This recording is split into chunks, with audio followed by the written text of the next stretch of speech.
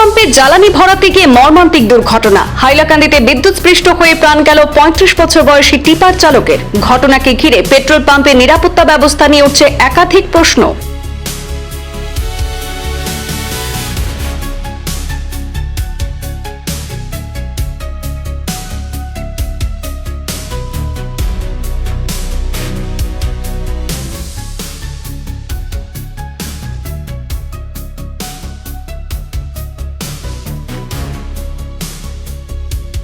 হাইলাকান্দি শহর সংলগ্ন সৈয়দবন্দ এলাকায় একটি পেট্রোল পাম্পে বিদ্যুৎস্পৃষ্ট হয়ে মৃত্যু হল ৩৫ বছর বয়সী টিপার চালক দিদার হোসেন শেখের। জানা গেছে, টিপার গাড়িতে জ্বালানি ভরাতে ওই পেট্রোল পাম্পে গিয়েছিলেন দিদার। জ্বালানি ভরানোর পর গাড়ির হাইড্রোলিক ট্রেলার উপরে তোলার সময় সেটি বৈদ্যুতিক লাইনের সংস্পর্শে চলে আসে বলে জানা যায়। এরপরে গাড়ি থেকে নামার সময় বিদ্যুৎস্পৃষ্ট হন দিদার। তাকে প্রথমে আলগাপুর হাসপাতালে নিয়ে যাওয়া হয়, পরে হাইলাকান্দির এসকে রায় সিভিল হাসপাতালে পাঠানো হলে চিকিৎসক তাকে মৃত বলে ঘোষণা করেন। এই ঘটনাকে ঘিরে পেট্রোল পাম্প কর্তৃপক্ষ এবং বিদ্যুৎ বিভাগের ভূমিকা নিয়ে প্রশ্ন তুলেছেন আলগাপুর কাঞ্চনপুর জেলা পরিষদ সদস্য আফতাব উদ্দিন। তার অভিযোগ, বৈদ্যুতিক সংযোগে নিরাপত্তা ব্যবস্থা যথাযথ ছিল না। অন্যদিকে ঘটনার তদন্ত শুরু করেছে হাইলাকান্দি পুলিশ। মৃতদেহ ময়না তদন্তের জন্য পাঠানো হয়েছে। দুর্ঘটনার সময় দিদারের ভাইও বিদ্যুতের সংস্পর্শে এসেছিলেন বলে জানা যায়, তবে তিনি প্রাণে বেঁচে যান।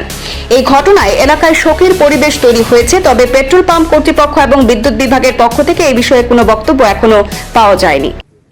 দেখো, এটা একটা দুঃখজনক ঘটনা। একদম গরিব মানুষ, ফেরত থাকি দিয়ে তারা দুই ভাইয়ে এক ভাইয়ে গাড়ি চালায়, আর এক ভাই হ্যান্ডিম্যান। আর এখানে সকালে আইসে আইয়া যখন গাড়িটা পাম্প থেকে বার করতো, উপরে এখানে মেইন লাইন আসলো। আর মেইন লাইন থাকার কারণে উপরে থেকে একটা তেরফাল লাগে, লাইন লাগেও মানুষটা লাগাতো মারা গেছে। প্রাথমিকভাবে তারা ভাবছেন যে মানুষটা চিন্তা আছে, লাগিয়া প্রথম পাঠাইছিলাম আমরা আলগাপুর মডেল হসপিটাল, আর এরপরে 100 বেডে রেফার করা হয়েছে। আমরা যেটা এখন জানতে পাইছি মারা গেছে। কিন্তু এটার যেটা ঘটনা হয়েছে, এটা অত্যন্ত দুঃখজনক ঘটনা। আর এই ঘটনার লাগে আমার হিসাবে সম্পূর্ণ দায়ী হইল গিয়ে আজকে এই যে সৈয়দবন্দ পেট্রোল পাম্পের কর্তৃপক্ষ এবং সঙ্গে এসিবি ইলেকট্রিক ডিপার্টমেন্ট। সেটার লাগে এটা একটা পাম্পর নিয়ম আছে, এটা পাম্পর উপরে দিয়া কোনো লাইন যদি ইলেকট্রিকের কোনো লাইন ক্রসিং হয়, তাহলে এটা কেবল দিয়ে করতে লাগে। আর আমি ইলেকট্রিক ডিপার্টমেন্টে যোগাযোগ করলাম, তারাও হয়েছে যে পাম্পর দোষ, পাম্পে কেন এটা কেবল দিয়ে করলো না। আমি বলছি, তুমি কিভাবে কানেকশন দিলা? কেবল দিয়ে লাইন কানেকশন ক্রস না করার কারণে তুমি তো এই পাম্প কানেকশন দিলে, এর লাগে সম্পূর্ণভাবে সমানভাবে দায়ী ইলেকট্রিক ডিপার্টমেন্ট এবং পেট্রোল পাম্প। যত সময় না ইলেকট্রিক ডিপার্টমেন্ট বা পেট্রোল পাম্পে এই ডেড বডির পূর্ণ ক্ষতিপূরণ না দিব, কত সময় আমরা পেট্রোল পাম্প কোনো অবস্থাতে সেল দিতে আমরা কোনো অবস্থা ইচ্ছাম নাই। যেহেতু নিয়মের বারে তারা এটা কাম করছে, এমন ভাবে এত গ্যাপ, প্রায় 100 মিটারের দ্বারা হাসা তৈব গিয়ে এই 1 কোটি থেকে 1.5 কোটির গ্যাপ। 1 নম্বর। 2 নম্বর হইল কি, তারা যারা নিয়মের পরে কেবল লাইন তারা ক্রসিং করছে, এটা করছে না। আজকে অ্যাক্সিডেন্ট হয়েছে, কালকেও অ্যাক্সিডেন্ট হইব। এখন আজকে একটা ভাই মারা গেছে, কালকে একটা ভাই মারা হয়েছে। আমরা কারেন্টে তো দুদিন ঘুরে কারেন্টের ইলেকট্রিক ডিপার্টমেন্টের নেগলিজেন্সি বা কোনো কর্তৃপক্ষের নেগলিজেন্সি, আজকে দেখা গেছে এখানে পাম্পের কর্তৃপক্ষ নেগলিজেন্সি, ইলেকট্রিক ডিপার্টমেন্ট যেহেতু হবে। আজকে কানেকশনটা আমি ইলেকট্রিক ডিপার্টমেন্টের ইঞ্জিনিয়ারটা বললাম, তুমি কানেকশন কিভাবে দিলা? এটা যেহেতু নিয়মত আছে কেবল লাইন তুমি নিতে করায়, কেবল লাইন ক্রস করতে লাগে। কেবল লাইন যেহেতু ক্রস করলো না, সেখানে কানেকশন দিলে তুমি আগে কেবল লাইন ক্রস করলে তো আজকে এই বাড়িটা মারা যায় না। এর লাগে আমরা কমপক্ষেও 10 লাখ টাকা ক্ষতিপূরণ এই পেট্রোল পাম্পে আমরা দিতে লাগবো। এই বাইরে যদি ক্ষতিপূরণ না দিয়ে আমরা ডেড বডি আনিয়ে একদম তারা অফিস রুম আনিয়ে আমরা ঢুকাই দিব। তার অফিস রুম বাড়িটা তবে না, এটা কোনো ফ্যাসলা হইব তবে আমরা পেট্রোল পাম্প কোনো সেল দিতাম না। আর আমরা পেট্রোল পাম্প এরিয়ার মানুষ লিয়ে সব লিয়ে আমরা এখানে বত আছে। পাম্প আমরা তেল লইছি আর ঘটনাটা কোন পাম্প হয়েছে? সৈয়দবন্দ পাম্প, সৈয়দবন্দ পেট্রোল পাম্প আছে না, ওখানে তেল লওয়া হয়েছে আর যে মারা গেছে আমার ছোট ভাই দিদার হোসেন নাম, দিদার হোসেন নাম।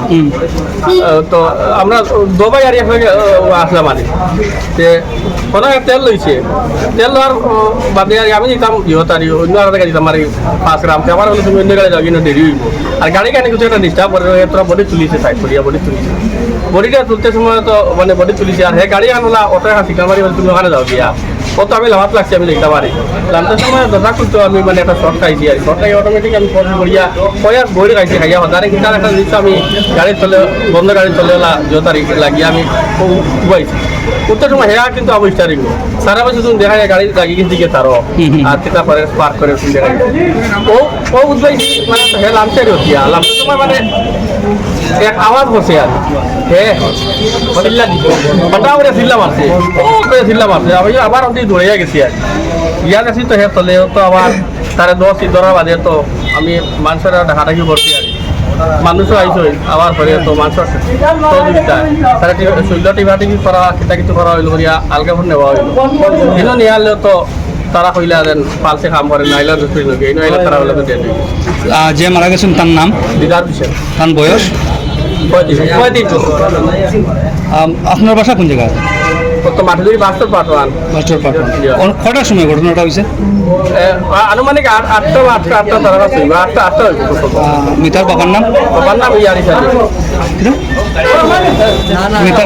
মিতার বাবার নাম না তুমি কইলা তুমি কিতা করে বুঝতে পারতাম মিতার বাবার নাম ইয়ারি সাহেব ইয়ারি সাহেব আচ্ছা না শুনি যে না মারা গেছে আমার ভাই বলবো আর এই আমার ভাই ভাই আমার ছোট ভাই আলগাপুর মানে কারেন্টর মধ্যে তার শর্ট হইয়া আরেকটা ভাইও লগে আসলো এ অবশ্য মানে মোটামুটি বাচ্চে আর এই ভাইটা মানে তারও পুরো আর্থিং বইয়া মারা গেছে এই ড্রাইভার আসলা আগে বিন্নি কন্ট্রাকশনও গাড়ি চালাইছো বর্তমানে আব্দুল ভাইয়ের গাড়ি চালাই না আলগাপুর আব্দুল ভাই আমরা বাবাও ড্রাইভার আসলা ইয়ারিস ড্রাইভারের ছেলে 4 নম্বর ছেলে দিদার হোসেন তার নাম গড় হইল কি মাটিজুরি ব্রিজর সামনে বাস্টোর পার্ট 1 তার ছোট ছোট দুটো একটা ছেলে একটা মেয়েও আছে তখন ঘটনাটা কোন সময় হয়েছে আজকে আপনারা ঘটনাটা অনুমানিক ধরুন 7:30 থেকে 8টা মনে করি নেই বলা হয় মানে পেট্রোল পাম্পের আশেপাশে আমি তো শোনার পরে গেছি কিন্তু একুরে খবর কইতে পারি না পরে আই আনলে তারা জানলাম